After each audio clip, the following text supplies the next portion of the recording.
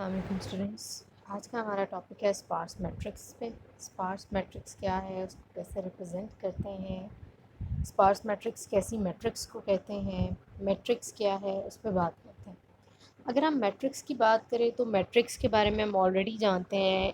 2D array, 2 dimensional array actually matrix बनाती है।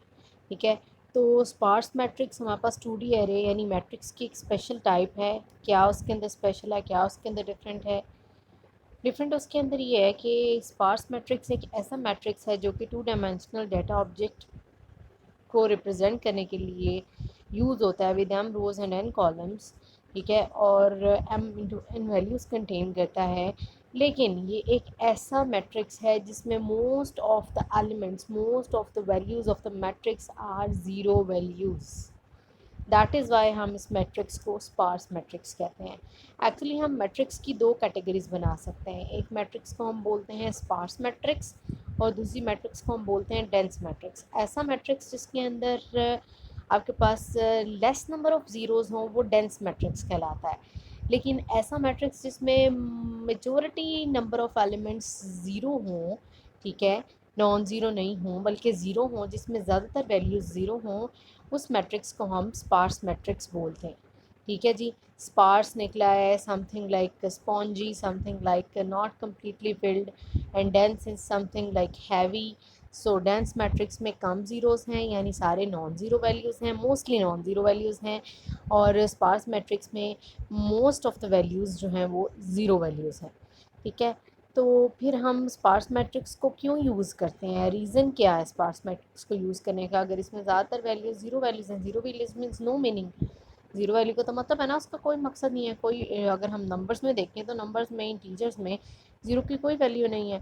सो हम स्पार्स मैट्रिक्स को क्यों यूज़ करते हैं? स्टोरेज के लिए। There are lesser number non zero elements than zeros and thus lesser memory can be use to store only those elements. ठीक है, हम स्पार्स मैट्रिक्स को इसलिए यूज़ करते हैं ताकि हम अपनी स्टोरेज को बचा सकें, क्योंकि अगर हमारे पास कम नॉन ज़ीरो होंगे और ज़्यादा ज़ीरो होंगे तो हमें सिर्फ और सिर्फ नॉन ज़ीरो को स्टोर करना है अपनी मेमोरी के अंदर, ज़ीरोज़ को स्टोर नहीं करना। अगर हम ज़ीरोज़ को भी स्टोर करते हैं then it is definitely wastage of memory.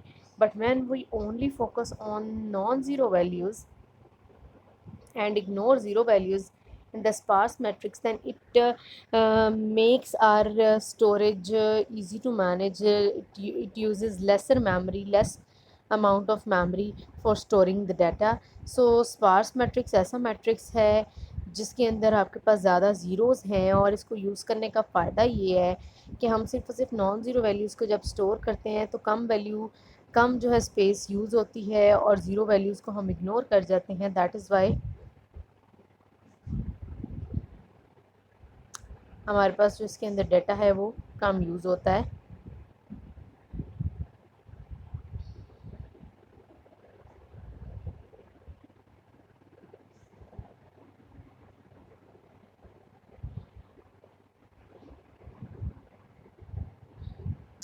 जी, तो इस तरह से हमारे पास जो कम डाटा होता है यानी less number of non zero values, उनको स्टोर करने के लिए मेमोरी भी कम यूज़ होती है।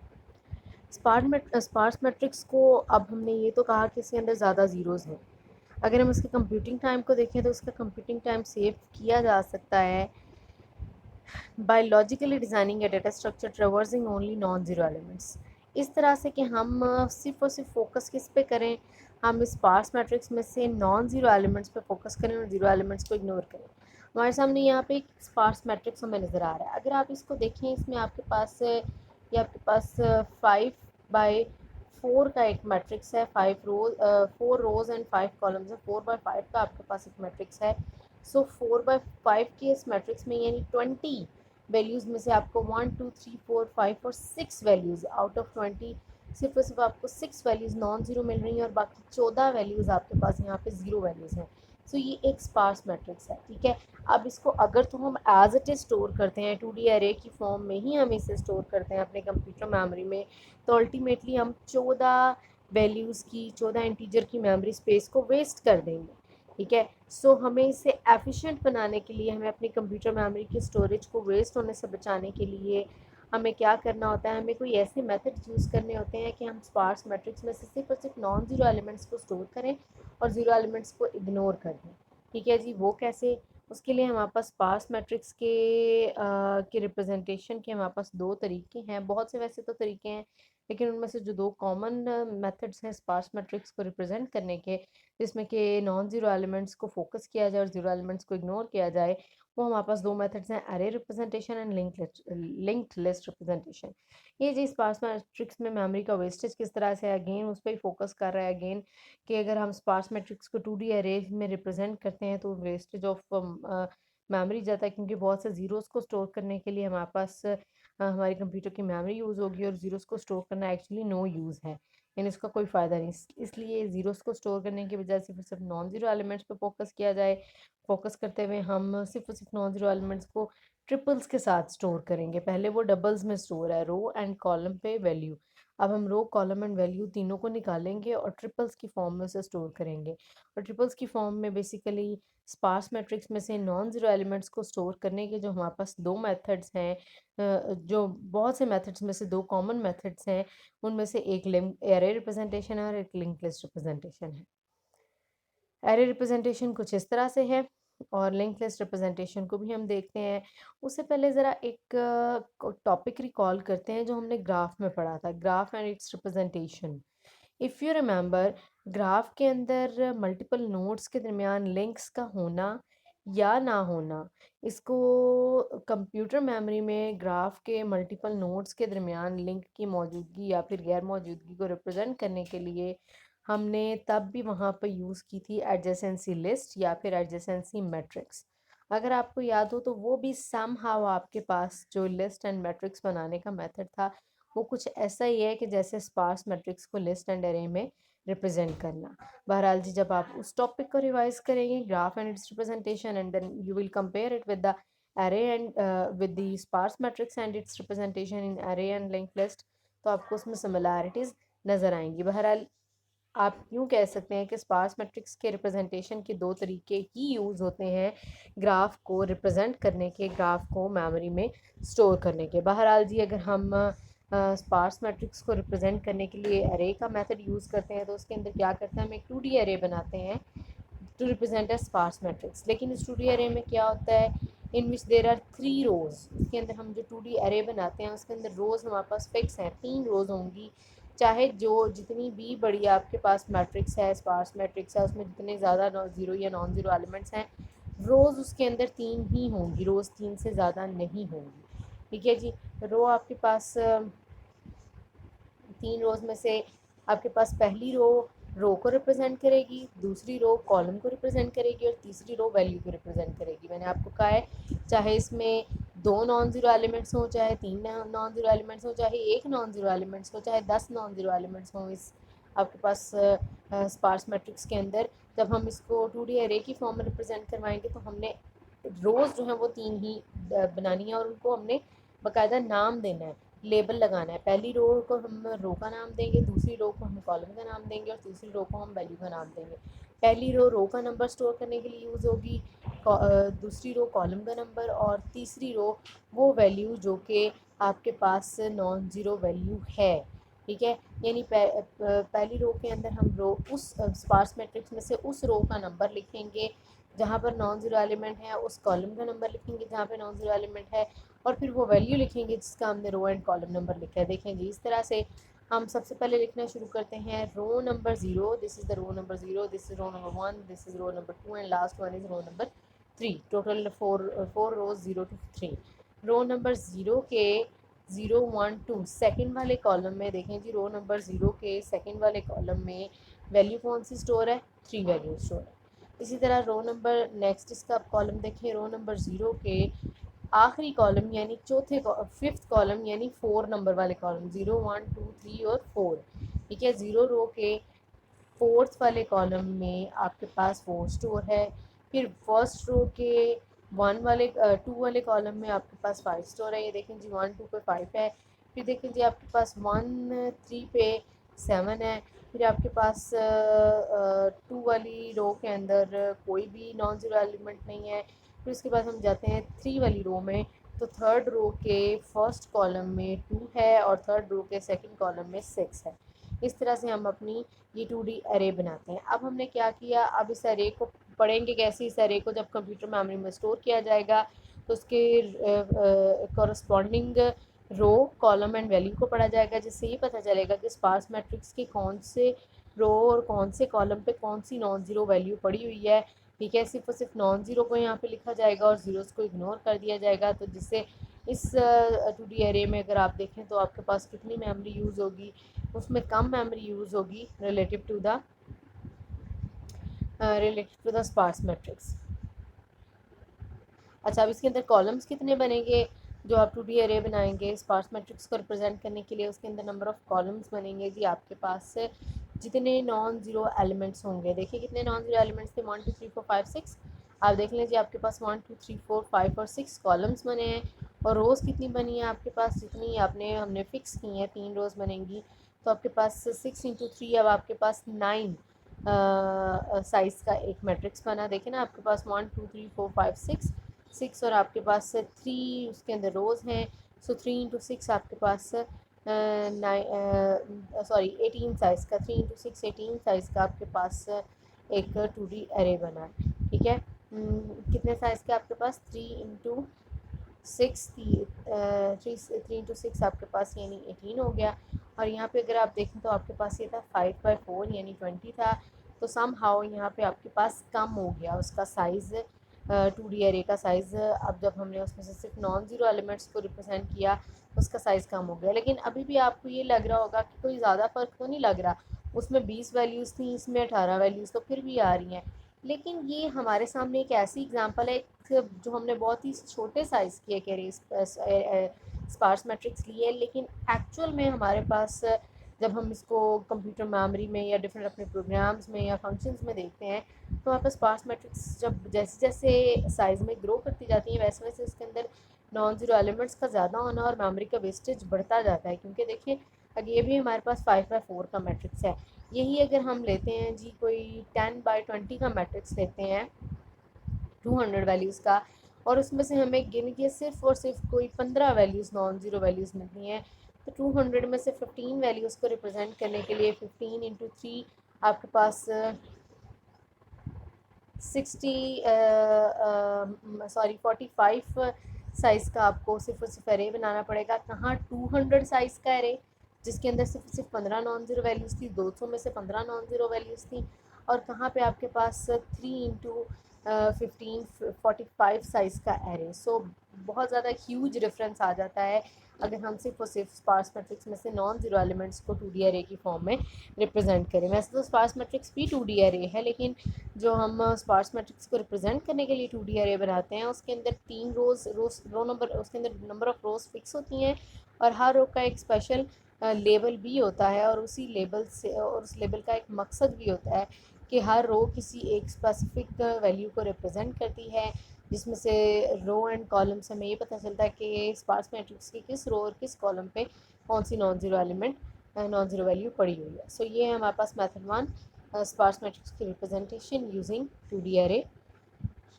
इसकी C++ इम्प्लीमेंटेशन अगर आप देखें तो C++ इम्प्लीमेंटेशन का कोड आपके सामने मौजूद है, इसे आप खुद से रीड करेंगे। ठीक है, बहरहाल अगर हम देखें हमारे टॉपिक के हवाले से तो हमें इसकी इतनी डिटेल्स में जाने की ज़रूरत नहीं है, फिर भी आप लोग इस कोड को देख सकते हैं या चलें इसको थोड़ा सा देख ही लेते हैं। हमारे पास यहाँ पे एक स्पार्स मैट्रिक्स है, मेन के फंक्शन से शुरू किया 4/5 की मैट्रिक्स है, ये बिल्कुल वही मैट्रिक्स ली है जो भी हम पिछले बात कर रहे थे। फिर एक साइज़ का वेरिएबल लिया जिसे 0 से इनिशियलाइज़ किया, फिर जो है आपके पास outer and inner loop, 2 loops लगे हुए हैं। एक लूप आपका 0 से 4 तक जा रहा है, दूसरा लूप आपका जे 0 से शुरू होकर <5 तक जा रहा है, यानी पहला आपके पास 0 से 3 तक जा रहा है <4 है ना, और दूसरा आपका पास 0 से 4 तक जा रहा है। और चेक किया जा रहा है कि अगर स्पार्स मैट्रिक्स का आई जे नॉट इक्वल टू 0 है तो साइज़ में इंक्रीमेंट किया जा रहा है। ठीक है जी, यानी साइज़ डिसाइड हो रहा है, साइज़ कैलकुलेट हो रहा है किस चीज़ का, इस चीज़ का कि जो नई मैट्रिक्स बनानी है उसके अंदर कितने कॉलम्स रखने हैं, क्योंकि जितने नॉन ज़ीरो एलिमेंट्स मिलेंगे, देखें ना स्पार्स मैट्रिक्स के आई और जे इंडेक्स पे, यानी रो 0 एंड कॉलम 0 पे जहाँ पे नॉट इक्वल टू 0 वैल्यू मिलती है, यानी जहाँ पे आपके पास नॉन ज़ीरो वैल्यू मिलती है उसको काउंट कर रहे हैं हम, उसको काउंट करते करते साइज़ को काउंट कर लेते हैं जी। फिर जब हमारे पास साइज़ काउंट हो जाता है उसके बाद फिर हम एक न्यू मैट्रिक्स बनाते हैं, ठीक है। और उसका साइज़ हम क्या लिखते हैं, 3 और साइज़, उसका साइज़, उसके नंबर ऑफ़ रोज़ उसके अंदर 3 फिक्स होंगी। साइज़ क्या होगा उसका, जो भी हमने नॉन ज़ीरो एलिमेंट्स कैलकुलेट किए हैं, तब हमारे पास 3 इंटू साइज़ की एक कम्पैक्ट मैट्रिक्स बन जाएगी। तो फिर हम क्या करेंगे, हम अगेन एक लूप लगाएंगे, inner and outer and inner loop लगाएंगे, जो क्या करेगा, आपके स्पार्स मैट्रिक्स में मूव करेगा, और जहाँ पे नॉन ज़ीरो एलिमेंट मिलेगा यानी नॉट इक्वल टू ज़ीरो मिलेगा, वहाँ पे हम कम्पैक्ट मैट्रिक्स के ज़ीरो के पे आई रख देंगे, यानी रो का नंबर। कम्पैक्ट मैट्रिक्स के फर्स्ट वाली रो के ज़ीरो वाले कॉलम पे हम जे रख देंगे, और स्पार्स मैट्रिक्स के सेकंड वाली रो के वाले कॉलम पे हम स्पार्स मैट्रिक्स का वो वैल्यू रख देंगे जो कि हमें नॉन ज़ीरो मिलेगी, ठीक है। इसी तरह ये लूप कंटिन्यू रहेगा, और हम पूरी स्पार्स मैट्रिक्स के अंदर मूव करते करते हर आई और जे पे ये चेक करेंगे कि किस रो एंड कॉलम के इंटरसेक्शन पे नॉन ज़ीरो वैल्यू मिलती है। जहाँ पे मिलेगी उस रो का नंबर, उस कॉलम का नंबर और उस वैल्यू को हम स्टोर कर लेंगे। फिर हम एक लूप लगाते हैं जो क्या करता है, आपके पास कम्पैक्ट मैट्रिक्स के अंदर मौजूद वैल्यूज़ को शो करवा देता है। ये प्रिंट एफ यहाँ पे यूज़ हो रहा है, लेकिन अगर हम C++ में इसका कोड लिखते हैं तो हमारे पास यहाँ पे हम सी आउट स्टेटमेंट लिखेंगे इसकी जगह, प्रिंट एफ की जगह। बहरहाल जी, पहले हमने स्पार्स मैट्रिक्स में से नॉन ज़ीरो एलिमेंट्स काउंट किए इन जो है आपके पास नेस्टेड लूप से। फिर हमने क्या किया, हमने जितने हमारे पास नॉन ज़ीरो एलिमेंट्स आए उसकी बेस पे हमने नया मैट्रिक्स बनाया, कम्पैक्ट मैट्रिक्स। और फिर उस कम्पैक्ट मैट्रिक्स में हमने जो है नेस्टेड लूप उसी तरह से लगा के पूरी की पूरी स्पार्स मैट्रिक्स में मूव करते हुए नॉन ज़ीरो एलिमेंट्स ढूंढी, जिस रो एंड जिस कॉलम पे हमें वो वैल्यू मिली, उस रो एंड उस कॉलम का और उस वैल्यू को हमने स्टोर करवा लिया किसके अंदर, अपनी कम्पैक्ट मैट्रिक्स के अंदर। सो ये था हमारे पास मेथड कि हम किस तरह से आपके स्पार्स मैट्रिक्स से एक 2D एरे हम कैसे बना सकते हैं, उसका मेथड हमारे सामने यहाँ पर नज़र आ रहा है हमें C++ कोड की फॉर्म में। नेक्स्ट देखते हैं जी, इसका आउटपुट ने हमें दिखाया वही आउटपुट है जो हम ऑलरेडी देख चुके हैं अपने इस एग्जांपल में, ठीक है। अगर हम नेक्स्ट देखें कि हम स्पार्स मैट्रिक्स को रिप्रेजेंट करने के लिए और कौन सा तरीका यूज़ कर सकते हैं जिससे मेमोरी वेस्टेज को बचाया जा सकता है, तो सेकंड मेथड है आपके पास यूजिंग लिंक लिस्ट।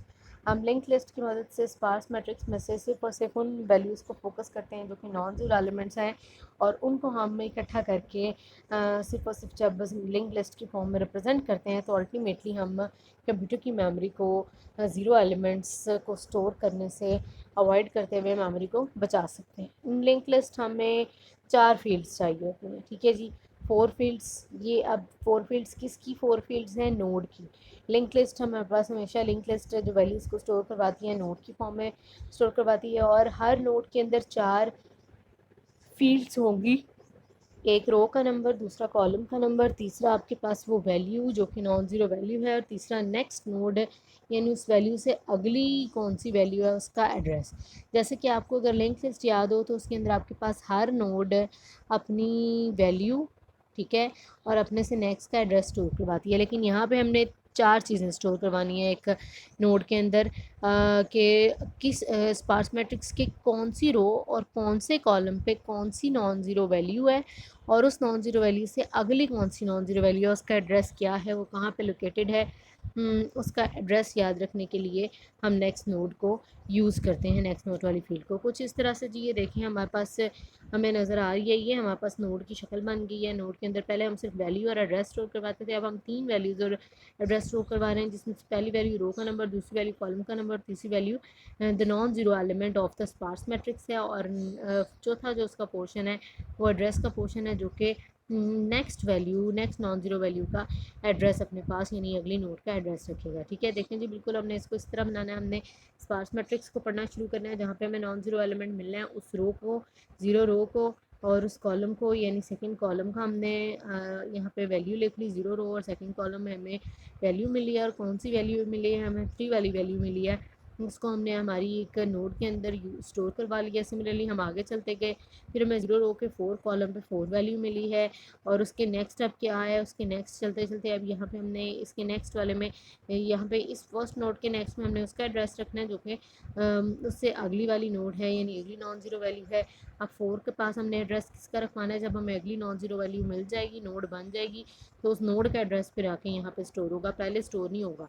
और आज जो अगली नोड बनी 1 रो के सेकंड वाले कॉलम पे आपके पास 5 नॉन ज़ीरो वैल्यू है, एंड अप टू सॉन इस तरह से ये चलता रहेगा। और लास्ट में आपके पास आखिरी जो नॉन ज़ीरो वैल्यू होगी, उसके आखिर में क्या स्टोर होगा जी, नल स्टोर होगा, that will represent end of the list. ठीक है, देखें जी ये नोड का structure, row column value and address of next node. सो ये हमारे पास दूसरा मेथड है स्पार्स मैट्रिक्स के अंदर सिर्फ और सिर्फ नॉन जीरो एलिमेंट्स को मेमोरी में स्टोर करवाने का, यूजिंग द लिंक लिस्ट। ठीक है जी, अगेन अब अगर हम एरे यूज़ करते हैं या लिंक लिस्ट यूज़ करते हैं तो दोनों के क्या फ़ायदे और नुकसान हैं हम ऑलरेडी जानते हैं।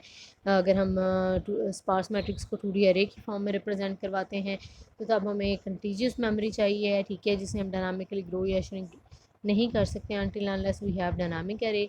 ठीक है, और अगर हम लिंक लिस्ट यूज़ कर लेते हैं तो लिंक लिस्ट के साथ हमारे पास मेमोरी को डायनामिकली ग्रो एंड श्रिंक करना आसान है, और साथ ही साथ हमें कोई भी कंटीजियस मेमोरी की ज़रूरत नहीं, हम नॉन कंटीजियस मेमोरी भी यूज़ कर सकते हैं डाटा को स्पार्स मैट्रिक्स के अंदर नॉन ज़ीरो एलिमेंट्स को स्टोर करने के लिए। ठीक है जी, अगर हम इसकी C++ इम्प्लीमेंटेशन देखें तो इसकी C++ इम्प्लीमेंटेशन भी हमारे पास मौजूद है। हमें सबसे पहले तो ऐसी नोड बनानी है जिसके अंदर वैल्यू हो, row position, column position and address का फील्ड मौजूद हो। जब हमारे पास ये नोड बन जाएगी उसके बाद हम क्या करते हैं, हम नई नोड बनाते हैं। नई नोड के अंदर हम क्या करते हैं, शुरू में हम उसको जो है उसके अंदर वैल्यू रखवाते हैं, फिर हम उसके अंदर नॉन ज़ीरो एलिमेंट्स रखवाते हैं वैल्यू में। रो पोजीशन पे हम रो का इंडेक्स रखवाते हैं, कॉलम पोजीशन पे हम कॉलम का इंडेक्स रखवाते हैं, और नेक्स्ट में हम नल रखवाते हैं फर्स्ट वैल्यू के लिए। लेकिन जैसे जैसे हमारे पास temp next is not equal to null, यानी जब हमारे पास पहले के बाद दूसरी वैल्यू आती है तो फिर हम एक टेम्प्रेरी नोड बनाते हैं, उसके अंदर हम वैल्यू रखवाते हैं, नॉन ज़ीरो एलिमेंट रखवाते हैं, रो का पोजीशन, कॉलम का पोजीशन, और नेक्स्ट में एड्रेस फिर नल रखवाते हैं, और फिर नेक्स्ट में नेक्स्ट को नल जो होता है उसको फिर हम उसका एड्रेस, जो नेक्स्ट नोड होता है उसका एड्रेस हम उसे पिछली नोड में रखवाते हैं। ठीक है जी, फिर उसके बाद लिंक लिस्ट के कंटेंट्स को प्रिंट करने का तरीका जी वही जिस तरह हम पहले करते थे। हमने आपकी लिंक लिस्ट के अंदर मौजूद हर नोड को एक्सप्लोर करना है, उसके अंदर से मौजूद हमने रो, कॉलम और वैल्यू निकालनी है। ठीक है जी, रो और कॉलम, रो पोजीशन को निकालना है, फिर हमने उसको शो करवा देना है, फिर हमने कॉलम पोजीशन को निकालना है, उसे शो करवा देना है, और फिर हमने वैल्यू को निकालना है और उसे हमने शो करवा देना। ठीक है, इसी तरह यहाँ पे क्या है जी, ड्राइवर ऑफ प्रोग्राम मेन के अंदर से ये कैसे कॉल होगा उसे देख लें। मेन के अंदर एक एरे बनेगी, स्पार्स मैट्रिक्स बनेगी बेसिकली, जिसके अंदर ज़ीरो एलिमेंट्स हैं, लेकिन इन स्पार्स मैट्रिक्स को कहाँ पे पास कर दिया जाएगा, इन स्पार्स मैट्रिक्स की वैल्यूज़ को जो है आपके पास लिंक लिस्ट को पास कर दिया जाएगा। हर नॉन ज़ीरो वैल्यू के लिए एक नया नोड बनेगा जिसके अंदर उस नोड को ये बताया जाएगा कि कौन सी रो, स्पार्स मैट्रिक्स की कौन सी रो एंड कौन से कॉलम पे नॉन ज़ीरो वैल्यू एग्जिस्ट करती है। वो इन्फॉर्मेशन ये क्रिएट न्यू नोड वाला फंक्शन जो है यहाँ पे लेके जाएगा आपके पास क्रिएट न्यू नोड के पास, और यहाँ से जो है वो नई नोड को डायनामिकली क्रिएट करेगा और उसके row value and column value and जो डाटा वैल्यू है उसे सेट करवाएगा। ठीक है, उसको शो करवाने का तरीका भी हमने देख लिया, उसको सेट करवाने का तरीका भी देख लिया, और एट द एंड हमने ये भी देख लिया कि मेन से उसे कॉल कैसे करना है। आउटपुट बिल्कुल उसी तरह से आएगी, रो की पोजीशंस आएंगी, कॉलम की पोजीशंस आएंगी, और वैल्यू आएगी जो कि हमारे पास जहाँ जो कि नॉन ज़ीरो एलिमेंट्स हैं बेसिकली। सो ये था हमारे पास स्पार्स मैट्रिक्स के अंदर जो ज़ीरो एलिमेंट्स हैं उसके साथ उनको स्टोर कर, उनको बेसिकली उनके लिए जो मेमोरी का वेस्टेज है उसको बचाने के लिए हमारे पास दो तरीक़ों को हमने देखा, using link list and using array, और दोनों की हमने working and C++ implementation along with example इसे ऑब्जर्व किया। So that was all about the sparse matrices.